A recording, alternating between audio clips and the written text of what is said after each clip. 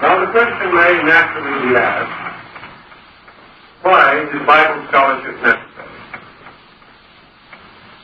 On the moral level of Christianity, it is not necessary. But as the student increases his own knowledge, he becomes naturally desirous of understanding things which he has previously accepted or perhaps rejected. Secondly,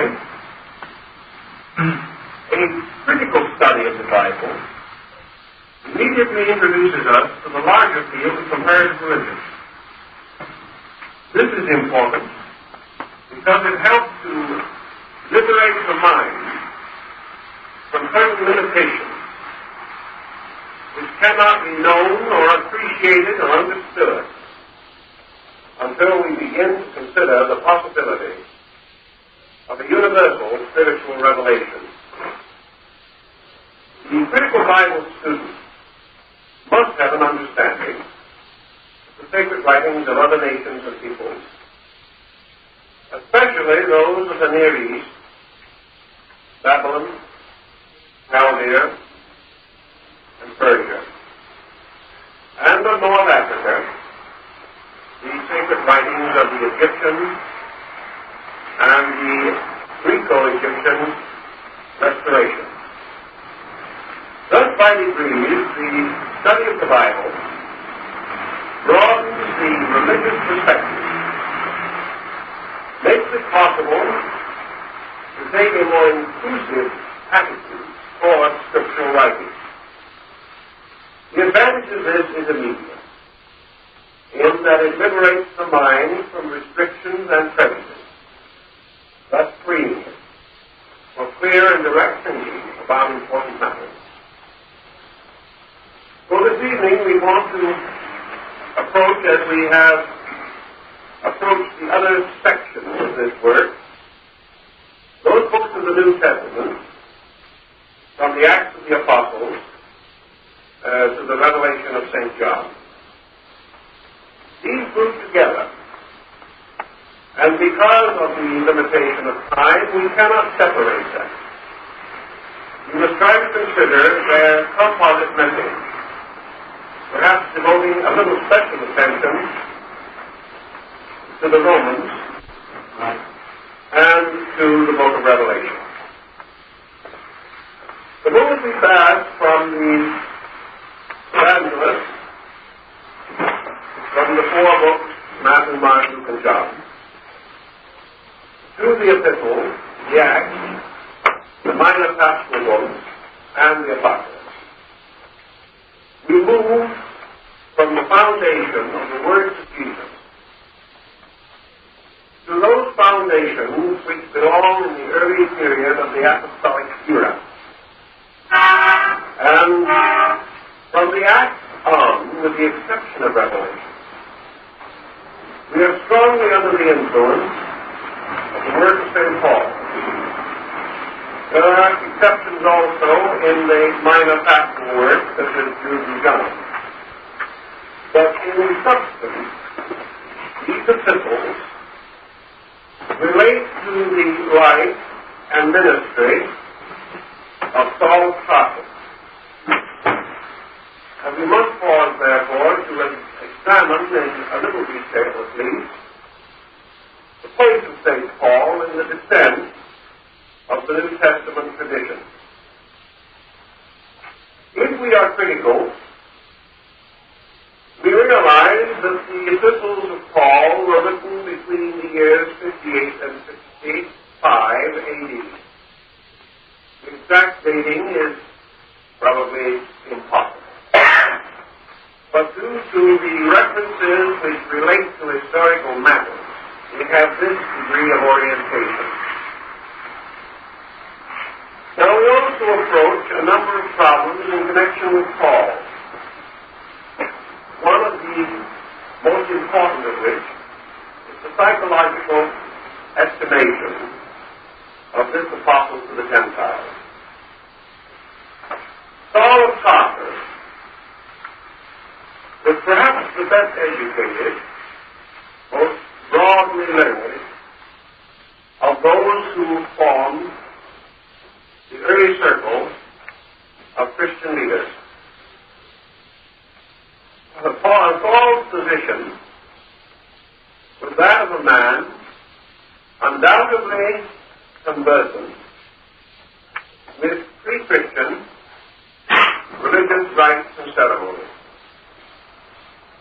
His entire psychology is dominated by one important circumstance, namely that of all the disciples and early apostles, he alone was a citizen of Rome. Now this is a far more vital point than might first be imagined. To understand it, we must proceed, as in most cases of biblical criticism, away from sacred writings to a study of Roman law. And this opens an entirely new field. The city of Tarsus opened its gates to Rome without resistance. And as a result of that, the citizens of Tarsus were made honorary citizens of the Roman Empire. Among those so treated was Saul's father. And naturally, Saul was therefore born a Roman citizen. Now there has been a great deal of interpretation and study about the change of Saul's name from Saul to Paul. Some have assumed that this was a result of his conversion. Others have taken the attitude that it was a highly symbolical gesture on his own part, in which he proclaimed himself the least among the servants of God. Actually, our answer is probably much simpler, far less dramatic, and in the terms of Roman law, most reasonable. As a Roman citizen, Saul of Tarsus would have had a Roman name. He would have had a Jewish name among his own people, but he would have had a Roman name as a Roman citizen. And it is almost certain that the name of Paul is the result of the fact that he was a citizen of the Roman Empire. Paul's life was a strange contradiction. He was well educated. There was a very important center of training, knowledge, and culture at Tarsus. He later studied in the rabbinical school in Jerusalem. He spoke Greek we know, and his writings have been compared favorably with the orations of Cicero. Thus, we have a man of extraordinary health. We also have a man of remarkable personality. Apparently, a man of intense emotional pressure. A man who probably today would be regarded as neurotic. A man in whose life nothing could be done moderately. A man of intensities and extremes. So we find him first persecuting the Christians. We believe that there is ground for the opinion that he physically attacked and brutally St. John.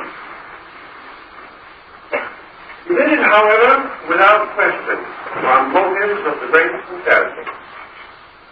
In the confused period of history in which these events took place, there was a great deal of conflict between various groups and levels. Saul or Paul firmly believed that the Christian community was a menace to the Jewish state and the Jewish faith. And he appointed himself as a defender of the old order, and therefore was perfectly willing to see the Christian community discomfited and destroyed. He was on his way to Damascus for the purpose of destroying a Christian communion, when the mysterious episode which is known in theology as the Theophany occurred. It was here that the vision, or the illumination, or the appearance of the divine King temporarily blind and cast him helpless and hopeless from the earth. It was at that time that he heard the words, Saul, Saul, why persecutest thou me? As far as we can learn, Paul never knew, met, or even saw Jesus during his lifetime. His only contact with him was through the theophany. And we are not convinced from the records that are available whether Paul says that he saw Jesus in the Spirit or merely heard him and felt his presence. But in any event, this tremendous emotional crisis completely changed the manner, the life, the purpose, the conviction of this remarkable person. From that time on, he became the devout and almost fanatical follower of the voice that he had heard in the vision. This has an important bearing upon our subject because Paul now emerges as a person following a doctrine, not as the apostles who had known and lived with Jesus as a man, but following the doctrine of a voice that had come in a vision, surrounded by light, which had shattered his inner frame and reduced him in an instant to complete humility. Thus Paul's concept of Jesus and the Christian ministry was vastly different from that of the apostles. The disciples had lived and had many years labored with Jesus. Their own opinions of him were somewhat diversified, that even the most faithful could not keep vigil with him for a single night. These men, the disciples, were very personal in their attitude.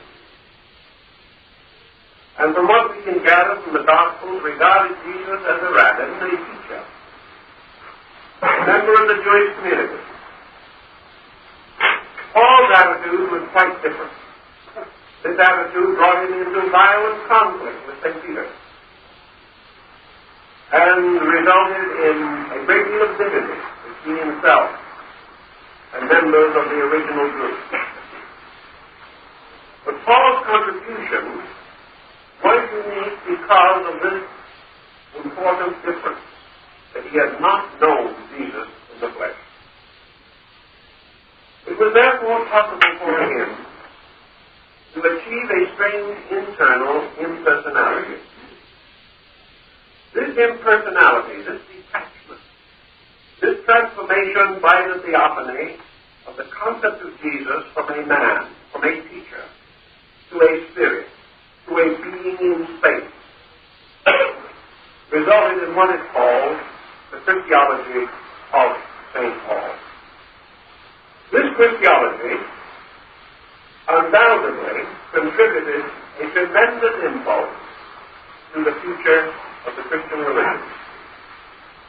It broke through the barrier of time and changed the perspective from that of a generation in which these incidents occurred and transformed the entire Christian concept from a series of happenings in Judea into a great mystery of the Spirit which could extend through all nations and times and could bind men of 100 centuries together in a belief which was essentially a spiritual mystery of God. That Paul was responsible for the emergence of the doctrine of the Christhood as distinguished from the teachings of the disciples, is now universally acknowledged. Also that Paul, because of this difference within himself, approached the entire problem of Christianity from a different level, even in the beginning. He was not unique in this level. Others followed him. and the position taken by Paul was also accepted by nearly all of the classical scholars of the period, or the first few centuries of Christendom, who came into the faith from a high level of personal intellectual attainment, such as Dionysius of Alexandria, who became a Christian bishop, but remained a Platonist throughout life. This level was acceptable to Paul, who from his writings and from his interpretation was obviously familiar with the writings of the classical Greek school. His very familiarity with these other systems caused him to be regarded with great suspicion by the other disciples, who felt that he was already taking away from them the intimate, personal concept of Jesus. Thus we have two distinct Christianities arising in the first century and marked by certain collisions of doctrine and belief. One of these we will call the Jewish Christian communion, which was strongly represented by St. Peter. And the other was the Hellenistic or Greek Christian communion that was always under the leadership of Paul or the Pauline teachers that followed him. Thus, sometime before the year 60 A.D., there was already a strong division within the body of the Christian community. This division never completely closed, and later at the Council of Nicaea and the Council of Constantinople, this break was widened to result in the gradual emergence of the Eastern and Western churches. The Western Church with its see at Rome, and the Eastern Church, Greek Orthodox, with its see in Byzantium. Thus, the very division of the Roman Empire gradually brought this clear line of demarcation between the two systems of thought. Another point which we must bring up in connection with St. Paul, because it has a bearing upon our subject, was his important journey to Athens as a teacher and apostle to the Athenians. And it is at that point that we find that interesting and remarkable episode of St. Paul at the altar of the unknown God. This again has been subject to a great deal of study. And there has been a question as to exactly how this should be interpreted. There was a plague in Athens, and offerings were made to many deities, and the plague continued. Finally, an offering was made at the altar of an unknown God, and the plague subsided. Students of the Bible have examined the Greek in this situation rather carefully, because it opens an interesting problem. What did the Greeks mean by an unknown God? Was the meaning an unknowable God? In other words, did this altar stand for a supreme being beyond all other gods, and because of its nature ineffable and unknowable, and not to be in any way represented by a statue or anything of that nature?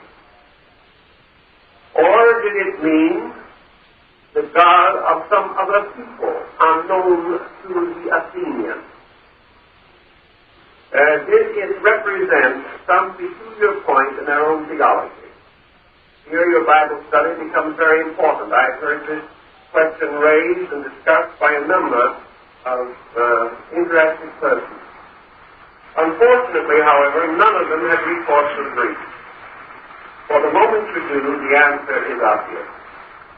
An unknowable God, or a supreme being beyond definition, would not have been written in the Greek as in this particular instance. The actual meaning of the word is exactly as we have it in English, that it was some deity, any deity, that might possibly intercede. Simply a God not known, not recognized, or perhaps overlooked in the various religious rites. Therefore, to any other God, the prayers and offerings were made. But it does not mean a superior or different divinity. This episode in connection with Paul has had considerable publicity, recognition. Another reason why, in the story of Paul, we have a man of such extraordinary evangelical fervor may again relate to his citizenship in the Roman Empire. Paul alone, of all this early group, had privileges. He had rights. He could not be condemned without legal trial. He could not be publicly flogged as Jesus had been, because he was a citizen of Rome. And Roman citizenship conferred the right of trial. And you'll remember that while in prison, the centurion came to him to flog him. And Paul reminded the centurion that he was flogging a citizen of Rome, and the centurion stopped immediately because it could have cost him his life. The citizen of Rome could only be brought to penalty by trial and by the full machinery of Roman law. Thus Paul was able to travel. He was able to demand certain attention. He was able to have liberties and rights of free speech and things of that nature, impossible to the others. This probably gave him a certain additional courage, made possible the more rapid expansion of his program. So we have in this general picture something of the nature of Paul. And then we consider what his work and ministry really was.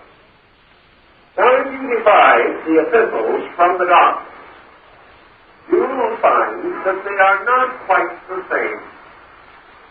Their spirit is not quite the same. The epistles are infinitely more specific, more practical for certain purposes, more downward, and also are more abundantly large with the privileges of Roman law.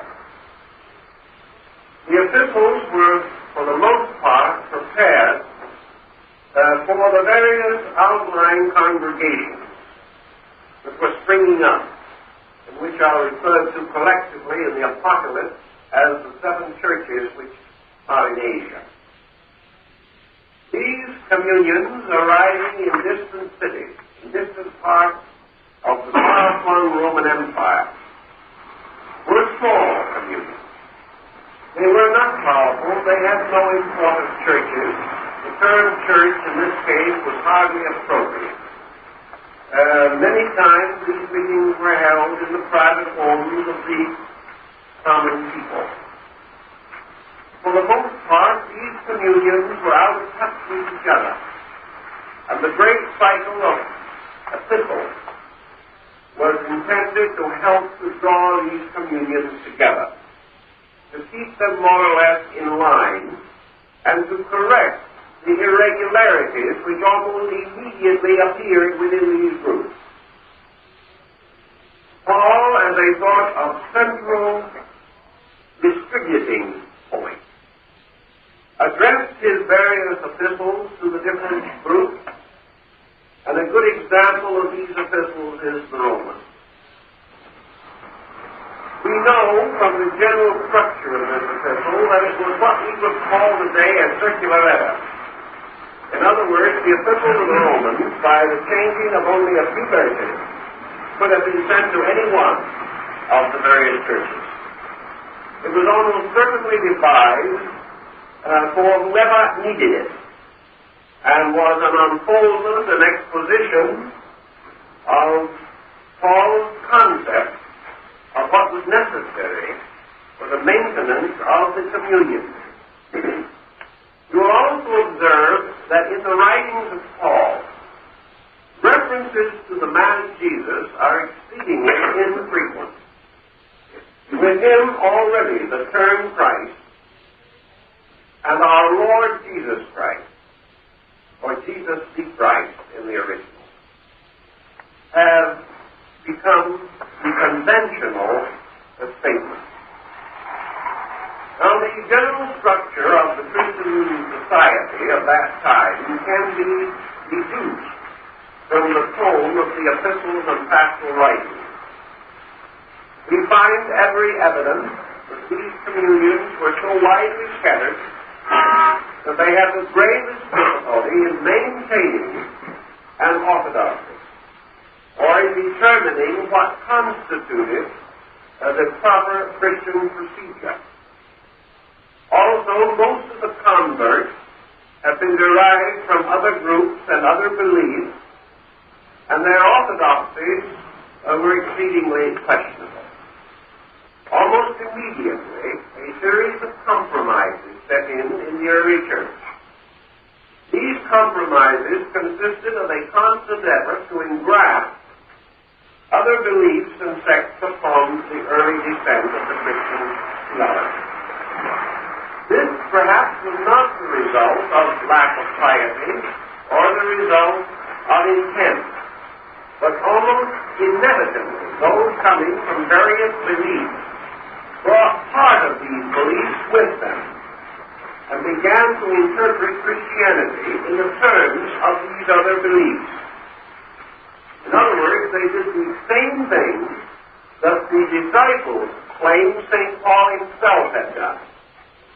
They said that he had sold out Christianity to Greek philosophy. He, in his turn, in writing his epistles and letters, warned these various Christian communities that they were selling out their spiritual birthright by being intermixed with the prevailing doctrines of the time. Fortunately, in this level, we have outside testimony, which assures us that the line of differentiation between the Christian and non-Christian world in the first century A.D. was exceedingly thin. In fact, in many areas it was non-existent. We know that the first 16 popes were actually Jews of Orthodox background. We know also that many of the leaders of the church in the first 3 centuries were Greek scholars or Egyptian scholars, that many of them had already been deeply imbued with other teachings and beliefs, even as late as St. Augustine of Hippo, who was a Manichaean and a Gnostic. This meant that the problem of orthodoxy was a delicate one. So delicate that the early ante-Nicene fathers, like Clement of Alexandria, even went so far as to try to arbitrate between the Christian community and the non-Christian world in which they function. He insisted, for example, that the principal differences between Christianity and paganism at that time were differences of terms, and that actually the beliefs were parallel, if not identical. You know that the Bishop Synesius, whom I have already mentioned to you, accepted the appointment of Christian bishops with 2 personal reservations. First, that he should be a bishop, and at the same time keep his wife. He had been long and happily married, and while it was assumed that the bishop of the church would lead a celibate existence, he said, if you want me for a bishop, you will take my wife along with me. The church agreed. He second said, if you want me as a Christian bishop in North Africa, that is all right, with the simple fact that I will fulfill these functions but I will not give up my belief in the pagan God. The church agreed. Evidently they needed a bishop all for that. This condition was not unusual. We find records in as late as the 2nd and 3rd century that Christian bishops visiting Alexandria first performed Mass at the temple of Serapis and then went and performed Mass in the Christian churches. In other words, there was no line as we know it today. This line was drawn much later. And even in the Pauline Epistles, we have the definite assurance that there are sheep that are not of this fold, that there are other faiths, and the apostle was not in a position to decry them all or to decline them empirically. Even as late as the medieval period, when Christianity was completely established as far as a world religion is concerned, the church maintained a most favorable attitude toward Plato and also took a most generous attitude toward Hermes and the Hermetic writings of the 1st, 2nd, or 3rd century, these early periods. This lack of a clear line of division between Christianity and the non-Christian civilization around it is also reflected strongly in the epistles of Paul. He is calling upon these communions largely to demonstrate their faith and their orthodoxy and their conformity with the Christian concept by the living of exemplary lives, by the keeping of the spiritual covenant, and to a degree at least by breaking away from the old forms of orthodox Jewry. They were not to follow and merely be reformed rabbis. They were to assume a definite and completely clear historical position as a new faith. Paul, working with these problems, works constantly from a very definite background. Now, you realize that many of the words attributed to Jesus, including the last words on the cross, are direct quotations from the Old Testament. We find, however, that in the works of Paul, there occur a number of statements and a number of forms of religious philosophy that do not parallel the Old Testament, and therefore cannot be cross-referenced. One of these is Paul's description of himself, where he says, "I'm a wise master builder." This statement is not to be found in the Old Testament. It is not to be found in hardly any of the apostolic writings of the following 3 centuries. It stands almost unique. And the use of the term implies at that time overseer, or one in charge of workmen. It implied also a knowledge of some of the pagan initiatory rituals of the secret orders of that time, such as the Dionysian Artifices, and rites and mysteries celebrated at Tarsus and also at Epistles. There is every reason from the words of Paul to assume definitely that he was an initiate of pagan mysteries prior to his conversion. This well may be the key to the Pauline approach, because he was concerned primarily with a universal mystery, and his teaching has gradually gained in favor through the centuries until by the middle of the 19th century, most Christianity has moved onto a Pauline footing. A footing which meant that history was subservient to mystical revelation. that the great secret of religion lay within the individual, and that it was the Christ in you that was the hope of glory. This doctrine of the Christ in you does not occur in the gospel. Yet without it, the far-flung structure of later Christianity would not have come into existence. It was the motion of this concept, the Greek concept of the Logos, that by degrees overshadowed the personal problem and resulted in a series of critical situations arising within Christian theology, which in turn gave rise to the great councils of the Church, which attempted to reconcile the powerful differences between the Gospels and the Epistles. Yet the weight of reality seemed to rest heavily with the Epistles, because the content was bigger. The context was suitable to gradual unfoldment into a great world religion. It had all the necessary ingredients to spread and expand and to meet the spiritual requirements of other people. Here Paul, perhaps, was expedient, but the degree of his expediency we cannot tell at this time. Certainly Paul could not have been successful in Athens had he followed the exact teachings and beliefs that were being distributed by St. Peter.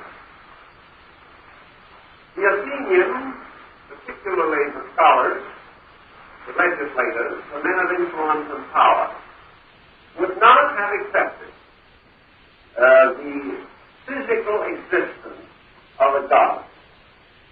They would not have accepted the Jesus of the Gospel, literally and historically. They would, however, accept the entire story as paralleling their own great philosophic system, and would be perfectly willing to see a compatibility and even an identity between the Christos of Paul and the Logos of Plato.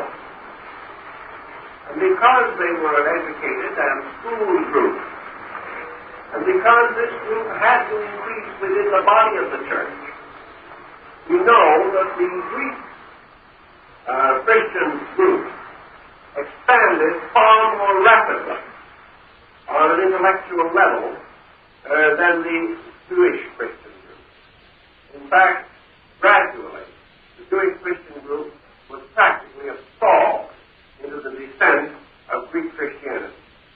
And this, of course, is rather well pointed out by the fact that almost all, in fact, all of these very early codices that we have of the Bible are in Greek, as I have already told you.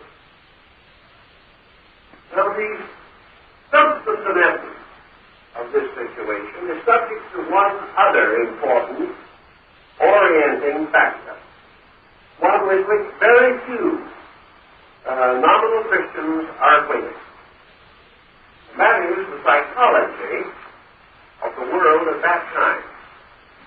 A psychology which was partly perpetuated by the Jewish tradition and partly by the Christians. If you will study the Bible carefully, you will observe that throughout the New Testament there is a strong tendency to assume that the end of the world was at hand. There was no apparent conviction among these followers that the world itself would endure for more than 100 years. For most part, therefore, there was no consideration for the future. There was no consideration for the upbringing of children. There was no consideration of importance for marriage. There was no plan for the development of a society or an industrial or economic concept of life. From other non-religious sources of that period, we know that the world was then under a very heavy pessimism, and that men of different beliefs and various nationalities were all certain that the world was coming to an end. Thus, the millennium was practically at hand, and the last judgment and the division of the quick and the dead was not something to take place far off in the future, but something that might be daily and hourly expected. As part of this prophecy, the Jewish people felt was fulfilled with the fall of Jerusalem.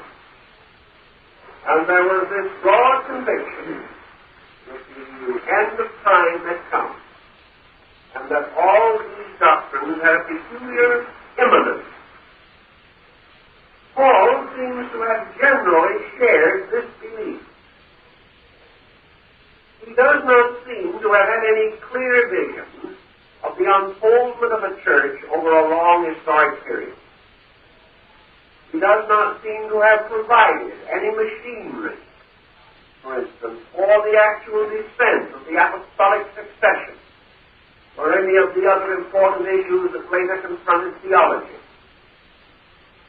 He does, however, give us, as I've said, a concept of Christianity that immediately escapes history, and therefore could be perpetuated even though the end of the world did not come. Perhaps we may feel that the end of a world did come, and that there was such a great and important change in the entire tonality of human civilization, that an old order or an old way of life or an old era or an old age did terminate. In any event, however, the Gospels are filled with the emergencies of the moment. These are extended through the Acts and through a large part of the Pastoral Epistles. Things are imminent, things are immediate. And the long-range provisions that should have been made were not made. Perhaps this is the reason why no one at that time really believed a long-range plan to be either necessary or possible. Certainly all these elements have played their part in the integration of this early concept. In summarizing, therefore, the Christ whom St. Paul preached, whose message was in his letters and epistles, was a spiritual power abiding in faith, a principle of universal salvation, a principle to be known not by words alone, nor by writing, but by the quickening of the Spirit within, a being universal in its availability, a being to whom men of many nations, races, and languages could pray in their own tongues and in their own places, and they would be heard. The older writings have very little suspicion of this, noted in them at all.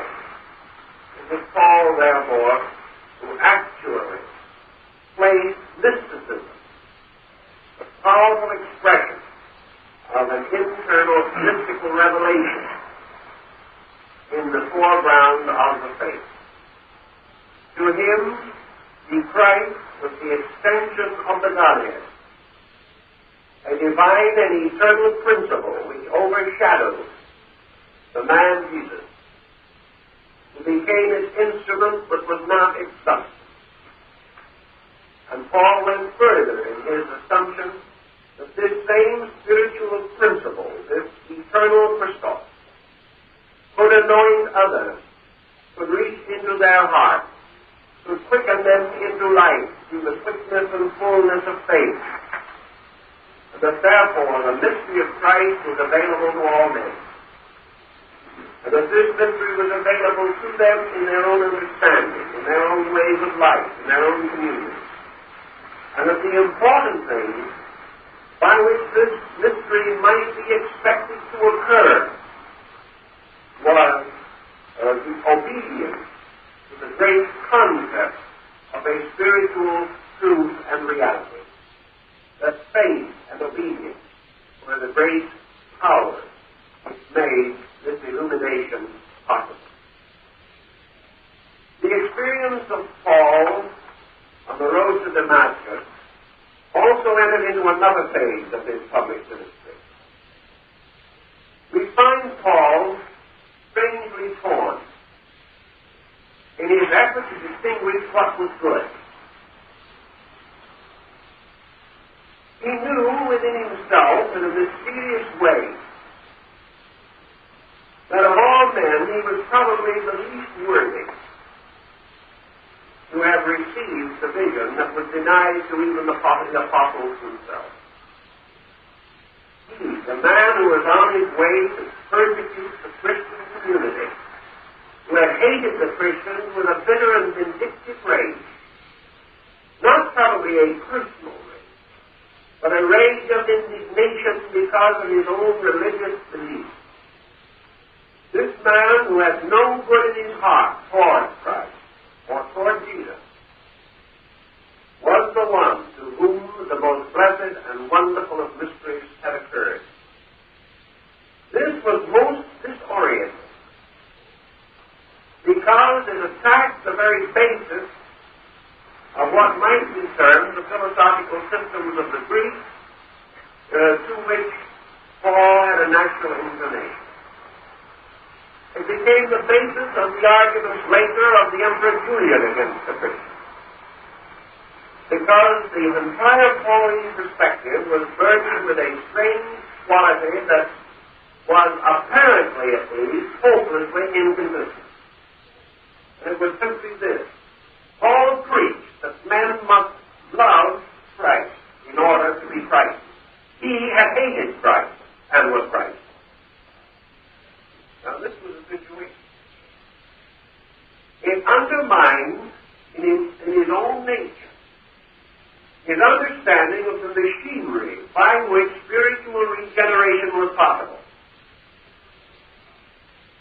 He suddenly was faced with the appalling fact, at least it must have been appalling to a man who had a trained philosophic mind, the appalling fact that apparently good has nothing to do with it.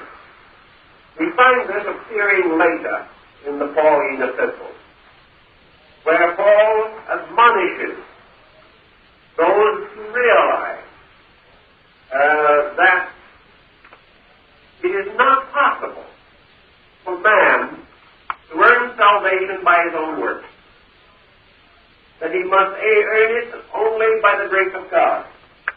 The salvation is bestowed. It is not earned in the ordinary sense of the word. But like a flash of lightning, it descends according to the divine will. It must, because that is the only way it could have happened to Paul. He could not have stood up and claimed to have merited it. And we do not know just what kind of life he lived before the conversion, even on other levels of his character. We know he must have been a highly emotional and very intense human being. Thus, all of these things are mysteries in the Spirit and mysteries in God, which transcend human understanding. And so with Paul, the blessing of salvation is something that is beyond man's ability to know or comprehend. Yet at the same time, Paul recognized or realized in his own sober moral moment that this could not be so far, at least not exclusively. The reward for the virtuous life, for the Christian life, must be advanced as important.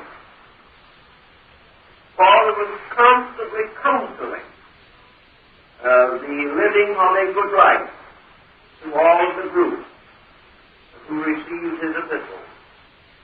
Yet through all of this flashes this strange and incredible experience of his own, in which the greatest sinner, the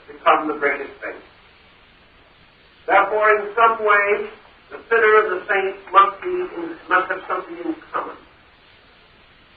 And the Lord, in His wondrous working, raises up the unworthy and casts down the great. And these things are beyond human understanding. So at a certain point in almost all of his thinking, Paul reaches the circumference of human understanding.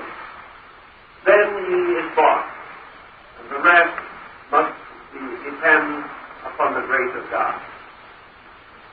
Thus we have this teaching which later resulted in numerous complications in the Christian world, because it emphasized the inconsistency of the greatest sinner being the greatest saint, and caused Julian to ask why it was that in the non-Christian rites men were accepted only because of high moral character, whereas the Christian communion invited the sinner and the backslider and said he was peculiarly welcome.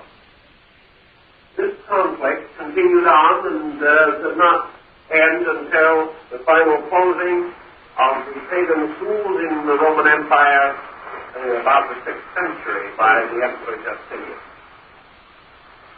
Thus we see that Paul's philosophy was shattered, broken, and a bit fragmentary by the time he began to really integrate his various writings. And his answer was the inevitable answer of the mystery, namely that these things happen, that they happen by the will of God, and that man must accept it. And so we find him preaching self-abnegation, humility, preaching the rejection of all worldly knowledge, preaching the rejection of worldly honors, and the complete dedication of the individual to the fulfillment of his inner spiritual emergency. The epistles then unfold with the various admonitions which became essentially the teachings of the church. Gradually, Paul intensified the boundaries of orthodoxy. He made it stronger and stronger what the Christian could do and could not do in terms of the community of non-Christians which surrounded him. Most of all, he must attempt to preserve with purity this mystical tradition which had been given to him. Paul also became concerned with the problem of the resurrection of the flesh and the nature of the state of man after death. This is one point on which the church has never actually come to any general understanding.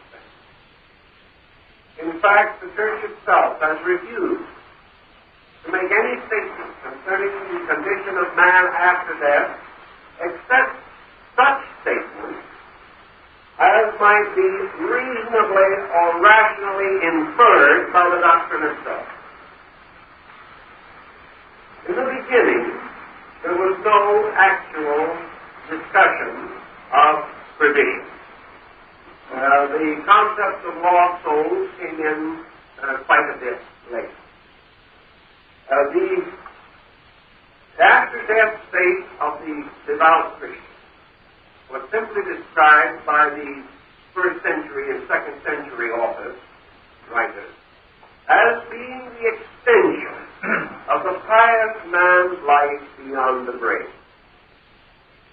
The acceptance of immortality is implied, but not clarified. It is, however, sufficiently present to justify most of the Church's feelings and doctrines about it. The earliest doctrine was that after death, the devout Christian would pass into a world in which he was nearer to God, in which his own inner sensitivities and abilities to know and understand and appreciate and worship and venerate would all be intensified. That by the very fact of death, his enlargement of knowledge of spiritual things would follow. And therefore, that in his after-death state, he was nearer to God, nearer to truth, and more capable of conscious obedience to the divine will. That summarizes approximately the first opinion of the Christian communion on this subject. The Christian belief had a place beyond the grave, a house of many mansions, in which the redeemed and those who had served or had been martyred would find reward and recompense. The early Christian communion, up as late as the 3rd century, definitely and distinctly believed in the physical resurrection of the flesh. They went so far as to preserve the bodies of their dead in a crystalline fluid. They did not, like the Egyptians, remove the viscera and embalm, because they believed this would interfere with the resurrection of the flesh. But up to the 2nd and 3rd centuries, this doctrine was strongly held, for it was believed that the end of the world was imminent, and that the baptized, those who had died in the faith, would rise in the bodies which they had occupied. Therefore, the early Christian communion also forbade the cremation of the dead. Later, of course, following the development of the Pauline concept, most of these beliefs were subject to interpretation. And by interpretation, the literal implications were gradually modified. But actually, in the beginning, there is every reason to know that these beliefs were simple, direct, and extremely literal. As an escape from these literalisms, and as an invitation to a larger approach to the entire situation, we should take into consideration the apocalyptic writings, and particularly the revelation of St. John the Divine. We are not sure of the exact time at which the book of the Revelation was written. The best guesses that we have at the moment place it about the end of the 1st century. In other words, between the years 90 and 110 AD. We are not sure of the author, although the tradition attributing it to St. John has a respectable antiquity. It is supposed to have been written upon the Isle of Patmos. And as surely as the Epistles differ from the Gospels, so the Apocalypse differs from them both. The Apocalypse stands almost completely alone among the New Testament writings, and if anything, has more of the flash of Isaiah and Ezekiel than it has of the New Testament authors. The author of this work was undeniably and unquestionably a mystic. Just to what degree his mysticism was Orthodox Christianity is open to a large dispute, because there is very much in the work that suggests heavy indebtedness to other beliefs. Perhaps the Apocalypse can best be described as a cross-section of the beliefs of that time, and it has also been suggested that it was written primarily to bridge the interval between the rising Christian community and the great structure of the pagan mysteries then collapsing in the Near East and North Africa. No doubt whatever that the author of the Apocalypse was telling us a story very much more complicated than that of the apostles and the disciples. Yes, there is a definite indication in the Apocalypse that the author was indebted to St. Paul. Although, generally speaking, the writings of John belong to a little different group, and John and Peter and Paul never got along well together. Actually, the Apocalypse is one of the most difficult books in the world to interpret. The reason being that it is an intense polyglot and derives a confusion of emblems and symbols from a number of other sources. As early as the 3rd century, it was alleged that the Apocalypse had been influenced by Hindu and Far Eastern doctrines, and many of the early writers felt its indebtedness to the Persian mysteries. Certainly, the Apocalypse was a product of this melting pot of beliefs. It was a syncretic work. And if we could imagine ourselves today, with our present perspective, in a world such as that in which the Apocalypse was written, we would say that it was a work on comparative religion, that it was definitely created to bind up the wounds which had divided the faiths of the past, and in a way to archly intimate that Christianity was the summation of the spiritual convictions of man, and not a new religion.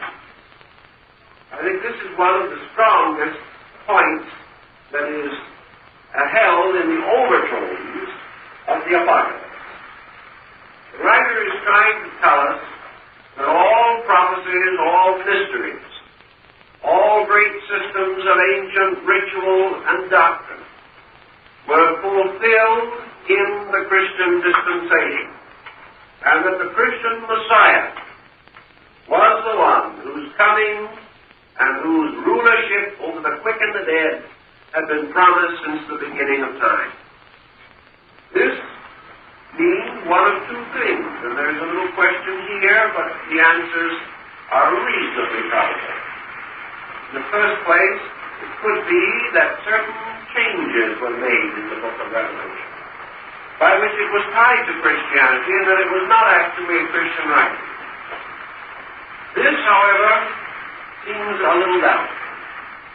It seems more likely that the author carried this miscellaneous information within his own consciousness, and in his own mind pointed it in the direction of the faith to which he held allegiance. Now, what are the elements that we can definitely trace? A few of them.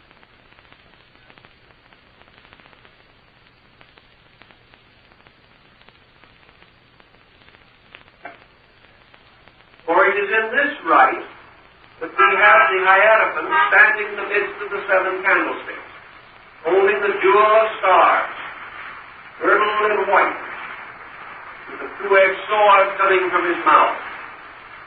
This emblem is taken directly from one of the earlier systems of religion. The last judgment is Egyptian, and the ritual of the psychostasia, of the weighing of the soul, is certainly derived from the Egyptian rite. The small stone upon which is written the name which none may read but the one to whom it is given is borrowed directly from the Greek rites of Epistles.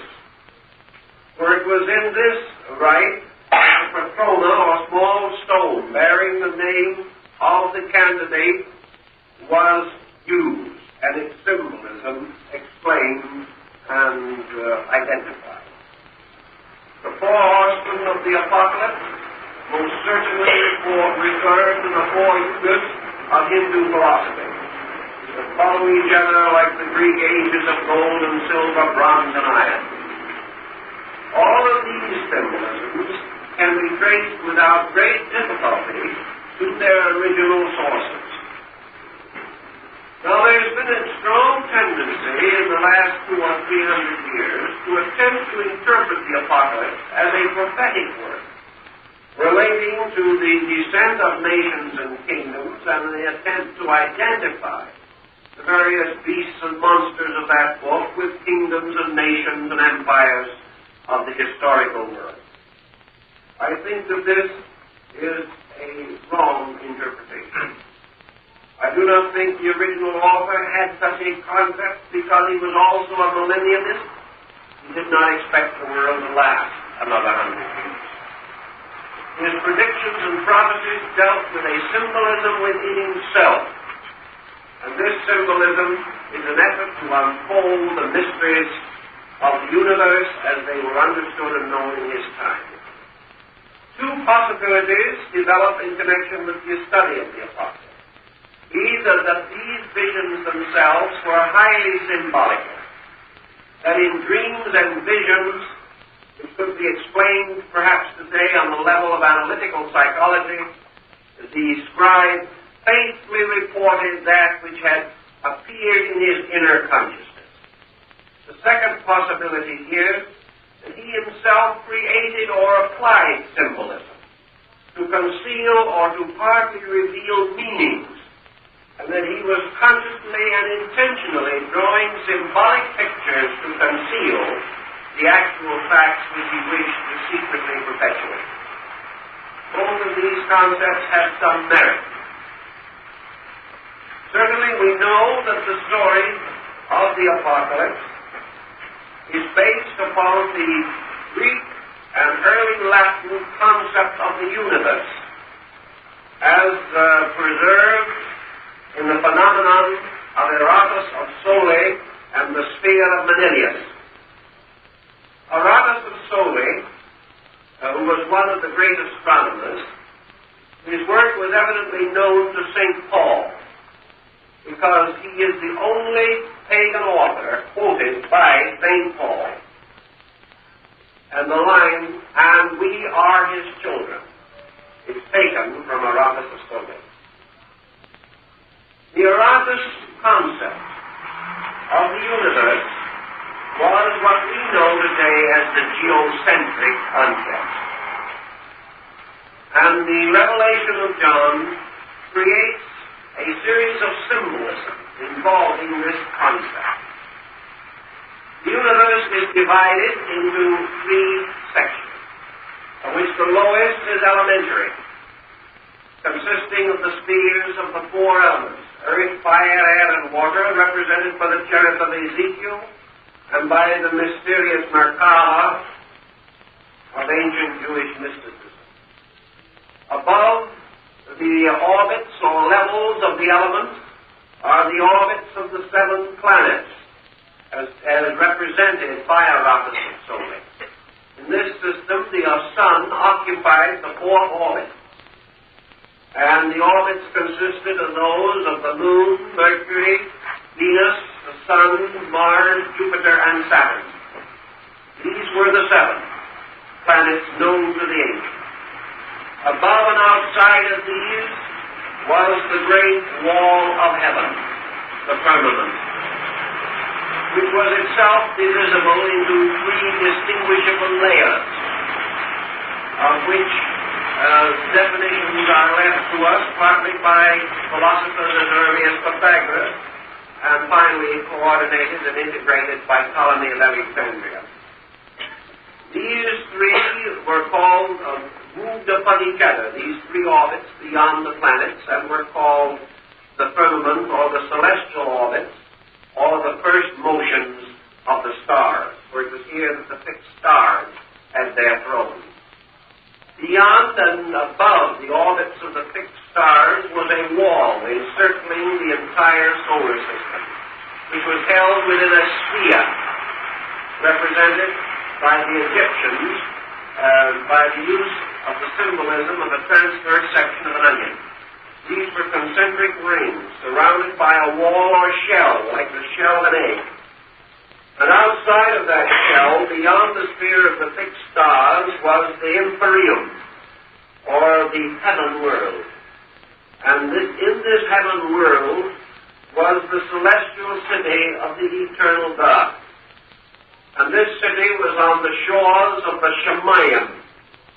And the Shemayim was the water which is above the firmament, or the crystal sea, which is described in the Apocalypse.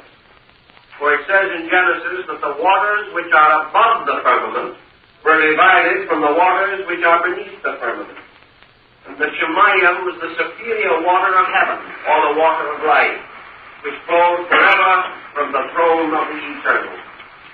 And here, surrounded by the mysterious symbols of the cherubim, on a great and golden throne, before which knelt 24 elders, was the eternal Spirit of God, and in the presence of God was the Lamb. And the Lamb had 7 horns and 7 eyes. And the whole symbolism is distinctly in line with the Mithraic rites of Persia and certain of the mysteries of the Greeks as set forth by the various Neoplatonists a little later. And of the Neoplatonists, particularly Iamblichus, in his discussion of the universe, and Porphyry in his Cave of the Nymphs, which was a study of the submundane universe. Now this remarkable concept becomes the great key to the Epistles. And as you study it more carefully, you begin to recognize that John's vision consisted of his ascending a ladder, a mysterious ladder of 7 rungs, representing the orbits of the 7 planets. And these planets were also the 7 churches in Asia. And each of these planets can definitely be identified with the names and attributes of the 7 churches. These planets and the churches are also the 7 seals of the Revelation, which must be opened. And to an Eastern student, the 7 seals certainly tie very closely with the 7 disciplines of Vedanta and Yoga.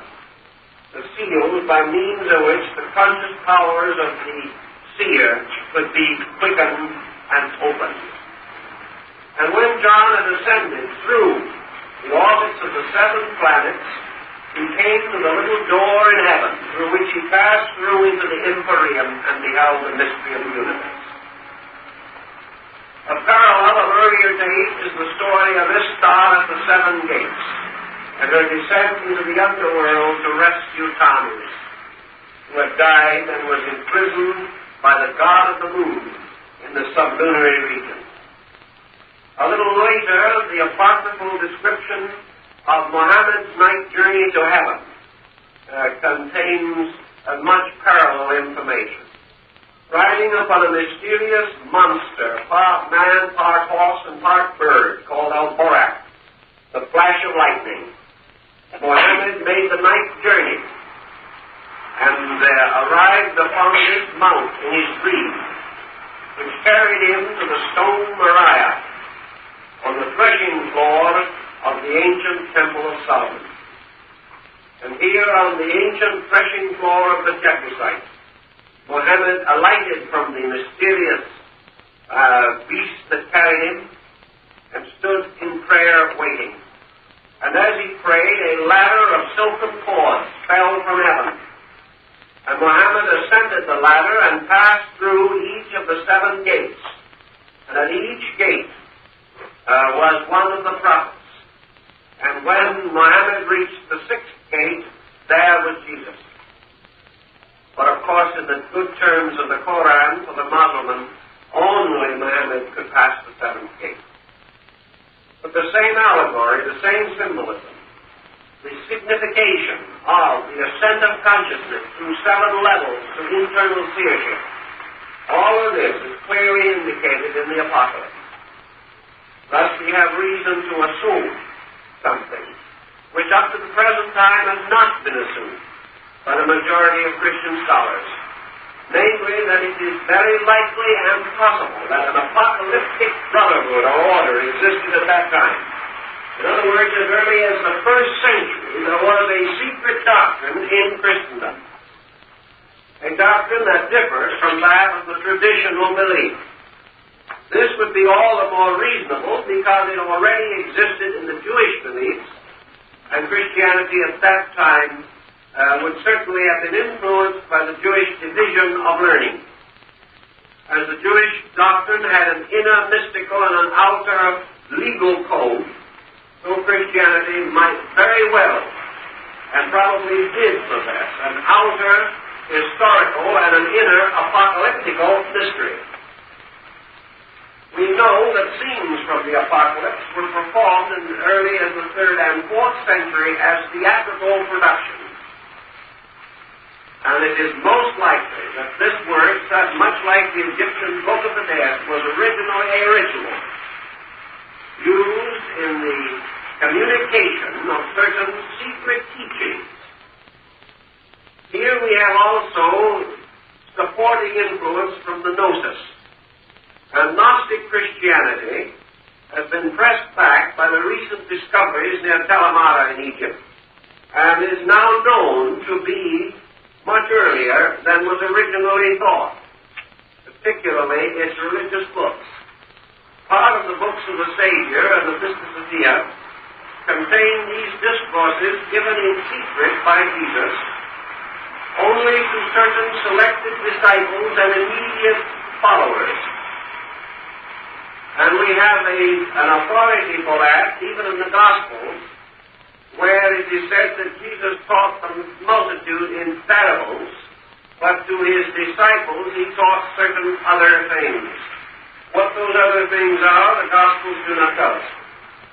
But the pseudo-Gospels and the Gnostic writings affirm that these things which he taught were the true secrets of his faith, and that these true secrets, as unfolded by the Gnostic Gospels, are exceedingly reminiscent of the apocalyptical story, because they are presented much in the same spirit of high fantasy and symbolism. They are presented as wonderful mystical experiences of consciousness. Thus, the Apocalypse may very well, like the book of Genesis, have at one time been used as a ritual. The precedent for that is also in the Egyptian Book of the Dead, for we know definitely that this was used in the mysteries, as Dr. Preston told me in Chicago, that a papyrus of the Book of the Dead has been found on the margins of which are the prompter's marks for the actors. So we know that the production was dramatized.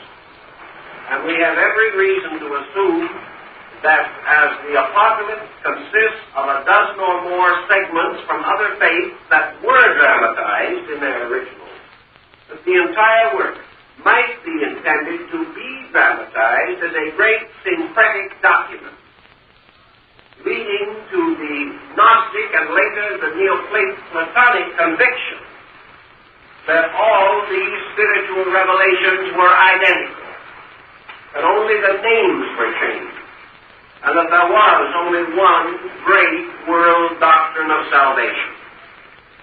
Plato sensed this, Paul acknowledged it, and it certainly could be interpreted as being a large part of the burden of the Apocalypse.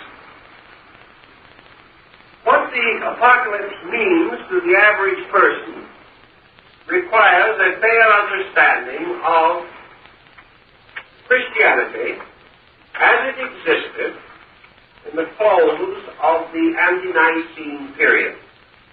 We've already mentioned the great Council of Nicaea, which resulted in the gradual establishment of the canon. But prior to this period, we know, as I have said, that the boundaries of the faith were indistinct, and that therefore a number of other beliefs and doctrines were imposed upon it, to become so completely identical with it that it is almost impossible to distinguish the various degrees of originality. We may, however, definitely assume from the Gnosis and from other early sources, for example, that it was not until about the years AD 60 that the followers of this new faith were called Christians. And that was only one mention of it. It occurred once, known to have been so used. Not before and not again for more than 100 years. This one reference, therefore, indicates an important point, but does not establish a solution to our problem. Otherwise, the entire group was always referred to as the group of the Nazarenes. The original name of the Christian communion was the Nazarenes. The Nazarenes were therefore held in some ill repute because of the fact that that group and that area had been notable for the production of visionaries, mystics, and those of doubtful orthodoxy under the Jewish law. The Nazarene communion, therefore, was a Jewish communion with progressive, somewhat non-Jewish ideas. These ideas took greater and greater form until finally they broke away. But that break was not completed even during the lifetime of Paul. It comes considerably later. But the breaking away was continuing. Now we know that at that time, these churches or communions were so isolated and so far removed from each other that undoubtedly some of them were totally lost. Gradually, the various faiths of the area absorbed them. But in so doing, absorbed also some of their ideas, so that we had a number of schismatic groups representing minglings of Christian and non-Christian beliefs in various proportions. If the Christian proportion dominated, the group was simply heretical. If the Christian proportion did not dominate at all, then the group remained essentially pagan. But there were many levels and degrees of the Christian communion at that time. Now let us, for the purpose of our general survey of our purpose and our picture, go back now and attempt to make a composite picture out of the entire subject of this series of talks, so that we will take away something that makes a story. We have discussed the Pentateuch, by which the Jewish law was established under the Torah or the books of Moses. That this law essentially was the law of a monotheistic deism, a law which declared that the law of God and the law of man were identical.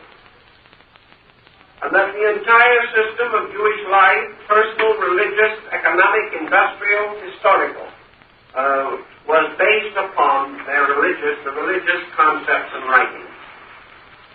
That the Torah or the law was followed by a great unfoldment, and that this unfoldment developed through the application of the laws to the psychological emergency of the Jewish nation, which gradually developed and resulted in the development of the prophetic and mystical writings, which we now associate with the patriarchs and the prophets.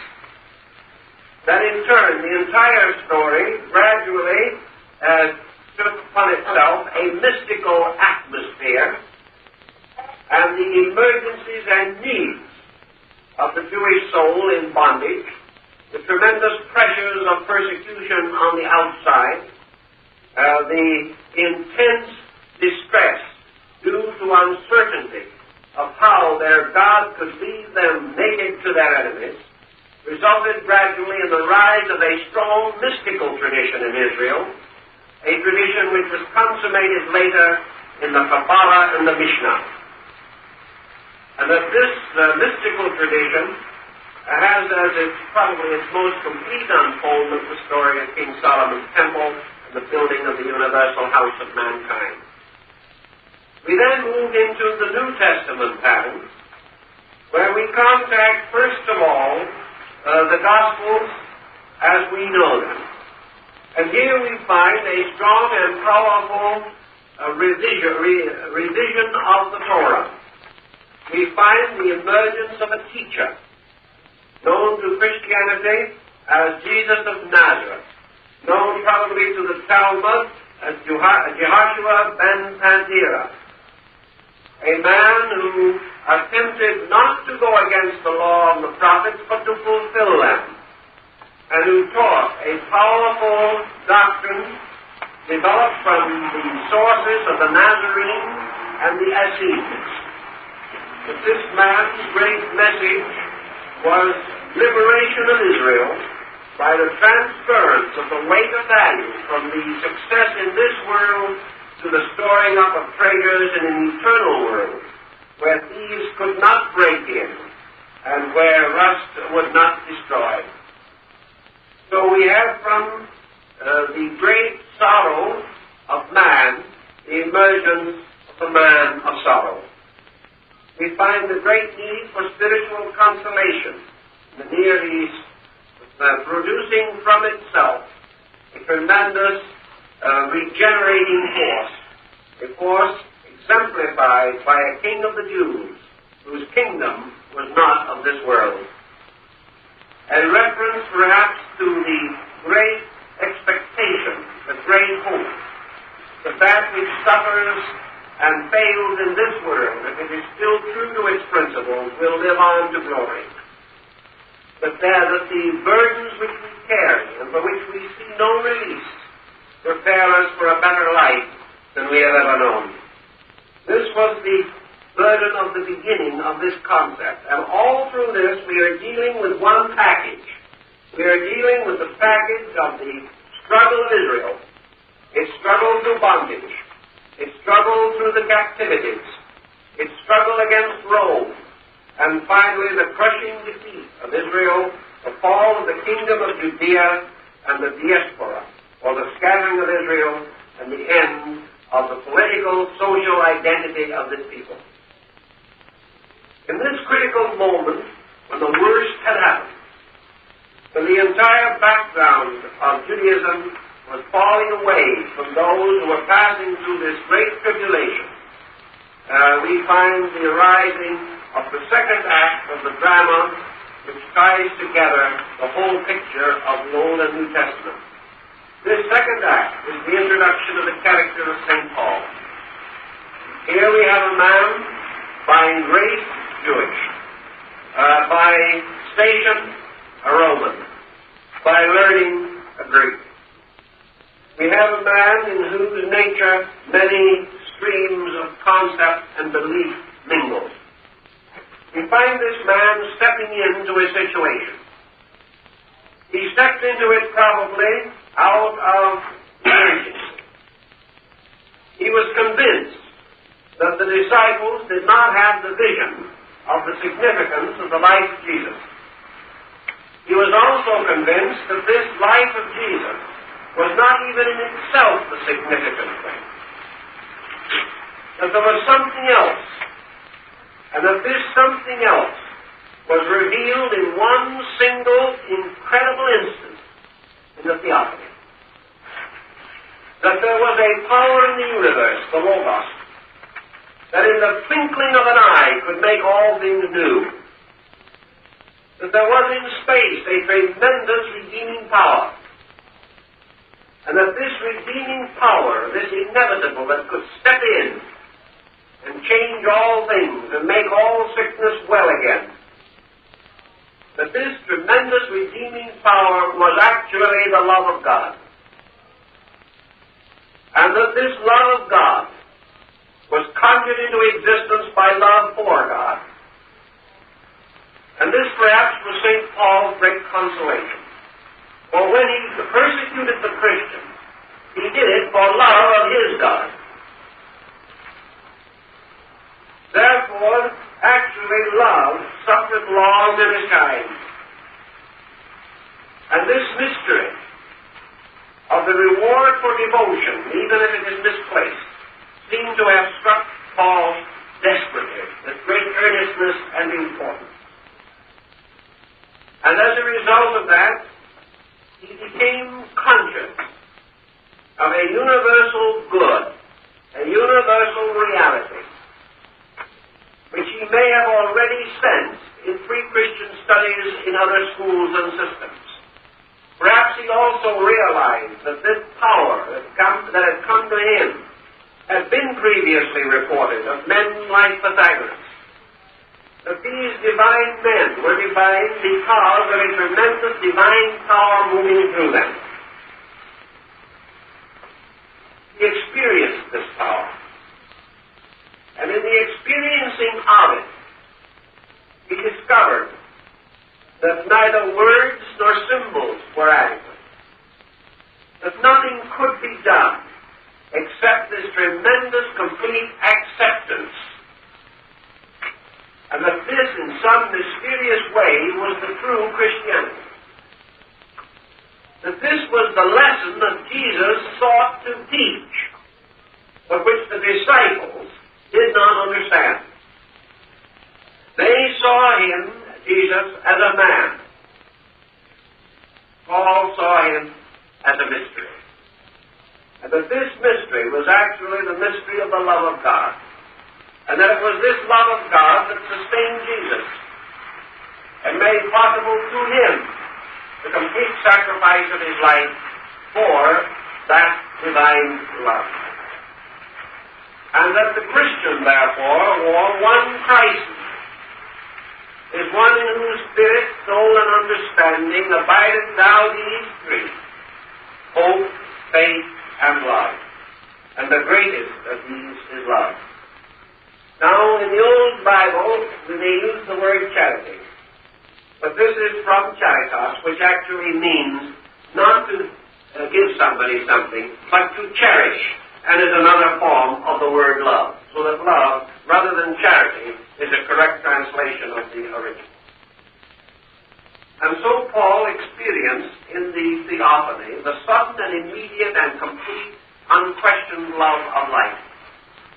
Love of this mysterious thing which had overwhelmed him with its mercy and overwhelmed him with its love even while he hated.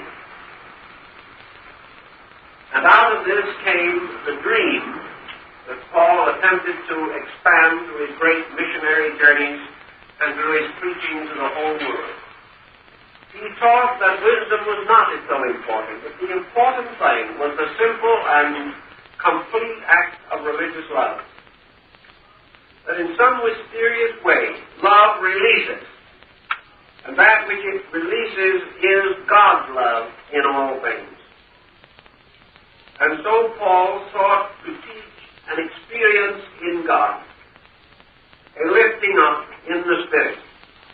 For if this love of God in man is lifted up, it will draw all things unto it. And this love is the second logos, the heart of God. And God redeems his world by sending forth his love into the world. And this love took flesh and was born among men. And men did not receive it, did not know it, did not understand it. But to such as did understand, he was given the blessing and the boon of eternal life. And Paul believed firmly and definitely that this love power comes not to man, but through man, because of its abidance within his own nature. Paul, we were working from the Greek angle of philosophy, recognizing a God in man, declared man's own purified and regenerated love to be the only begotten of his own Godhood. And that as God had created him, so love would perfect and redeem him. So all things that were created by wisdom and strength were perfected by love. And therefore, that love, in a spiritual sense, is the Savior, the Regenerator, and the Redeemer of all life.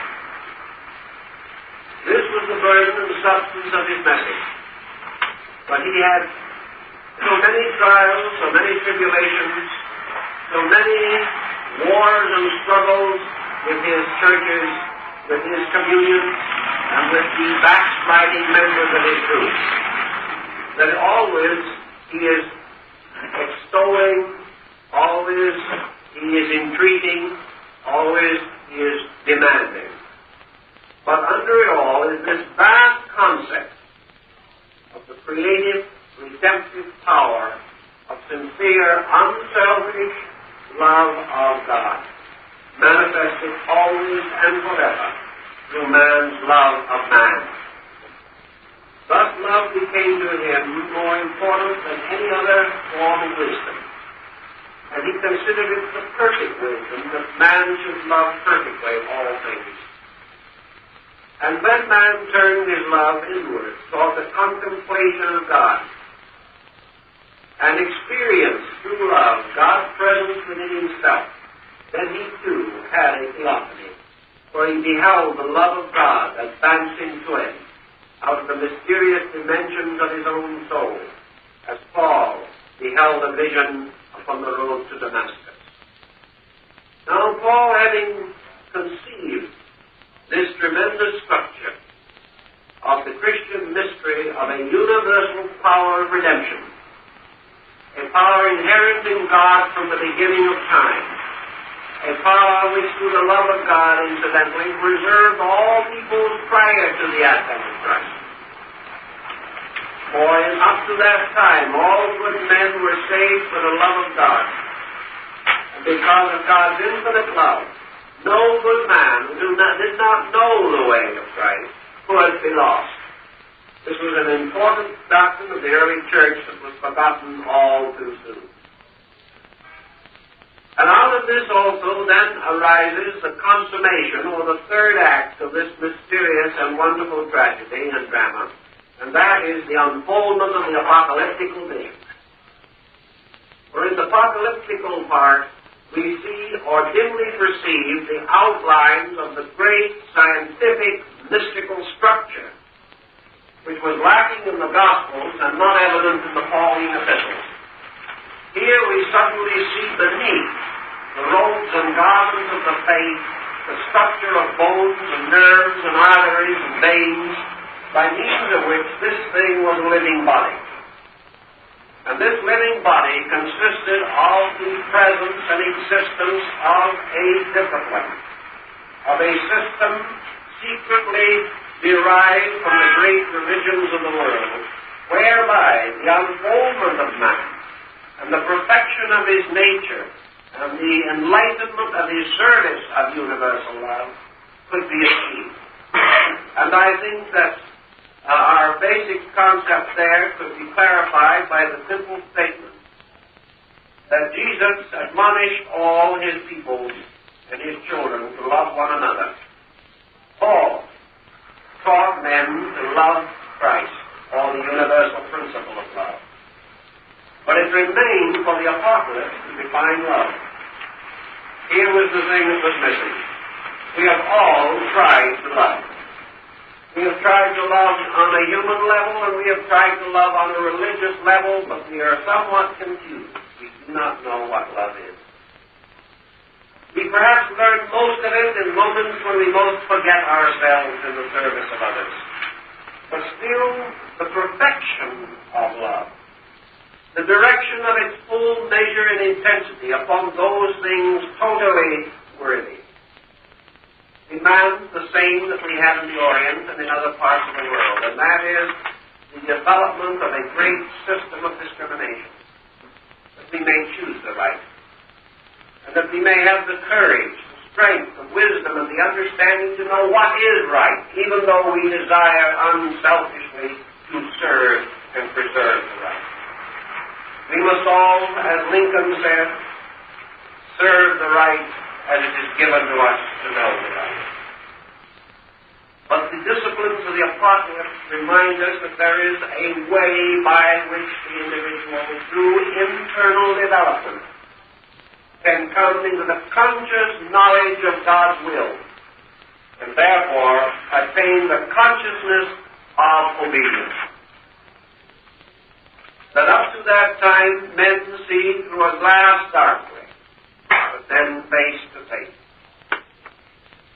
And this is, of course, the difference in the ancient rites between the mystai and the apotai. In the Grecian mysteries, the lesser rites, the candidate was placed before a veil through which he could dimly see the altar beyond. The mystai were those, therefore, or the mystics who saw through a mist or through an obscurity. But the apotai were those who saw face to face, and from whom the veil had been removed. And this, of course, is again a rather definite indication that Paul was acquainted with the rites of the Epistolian mysteries. But in the Apocalypse, we find the story and the study of the complete internal mystery of human regeneration, set forth in the strange symbolical sciences of the ancient religious rite. Thus we find in the Apocalypse that which is necessary to complete the system. And that, of course, is the exact way by which an end can be accomplished. In the Gospels, we have Christianity as a religion. In the Epistles, we have Christianity as a philosophy. And in the Apocalypse, where is the last place you would ever expect to find it, you have Christianity as a science. But the science is concealed in symbols, in secret language, in order that the rules, because they are inevitable and inflexible if properly used, will not pass into the keeping of those who are unworthy. So the more exact the system, the more completely it is hidden by symbolism.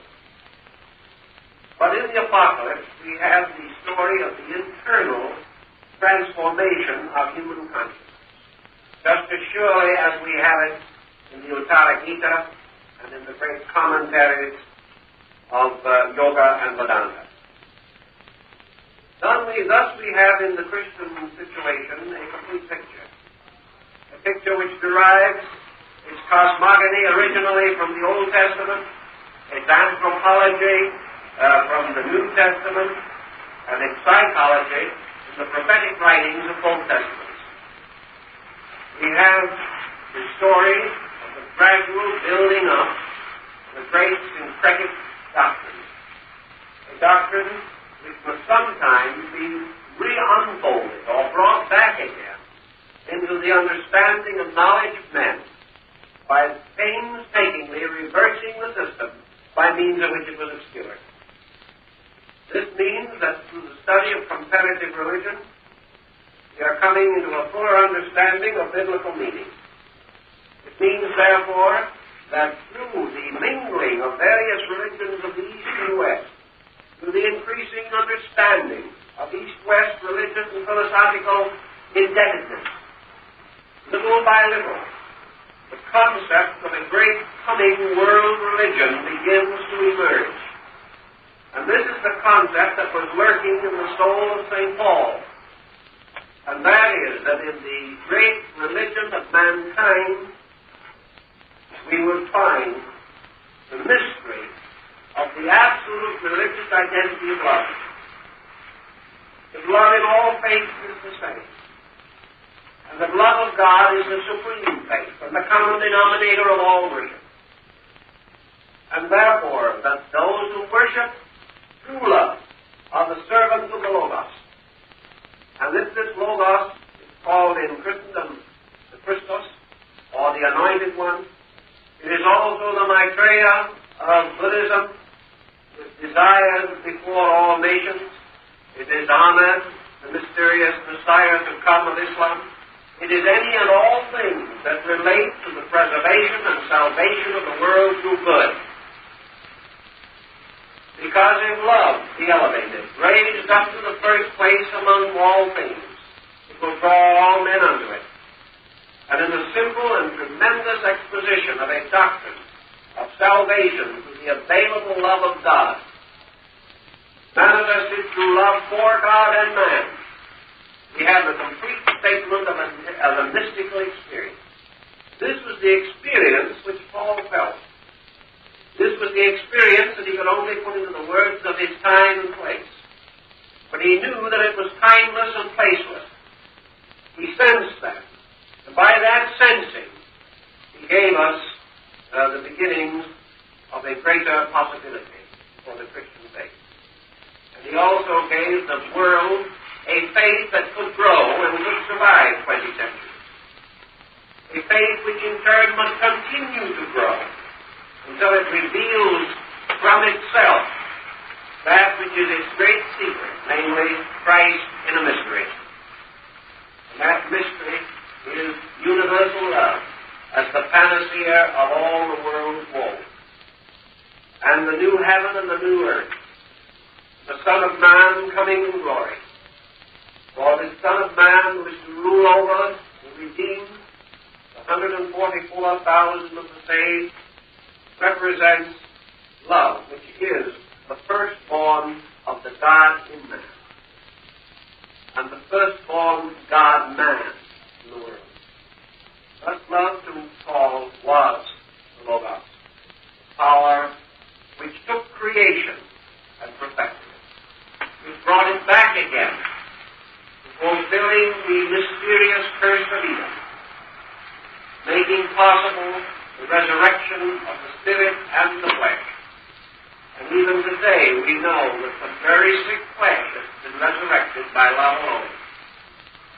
And so love suffers long in its time, and it fulfills its works, and it achieves all things, and it comes in glory to rule all men in the day of the great transformation.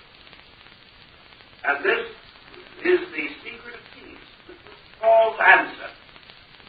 That the final solution to all things is that when men should love one another. In that day, the golden age is reborn. That is the millennium. And it does not come because men have not attained it. It cannot come until it comes as it did Paul through a mystery in the Spirit. Through something that happens along the long road of life. A vision. A sudden stroke in darkness. A sudden voice speaking out the pathway which we follow. A voice calling us to a higher destiny. The Paul's life is itself highly symbolical. Man's resistance to truth and his final acceptance of it. And in the complete picture of the Bible, therefore, we have two great pillars, the law and love. The greatest of these is love. And in the old dispensation, we have the dispensation of a universe ruled by sovereign law. The new dispensation, the universe ruled by love. But not a love that breaks the law, but a love that fulfills the law. And a love in man which makes him realize that the law is lovable, and that all things which the law demands of man, he should graciously bestow of himself by love of God, so that man by love learns to obey, and in so doing, the law is transformed into grace. This, it seems, is the burden of the story, and more time and thought can be expended upon it. But this is the best we can do with you in the time that we have. And we thank you very much for being with us for this series, and hope that you have found it worthwhile.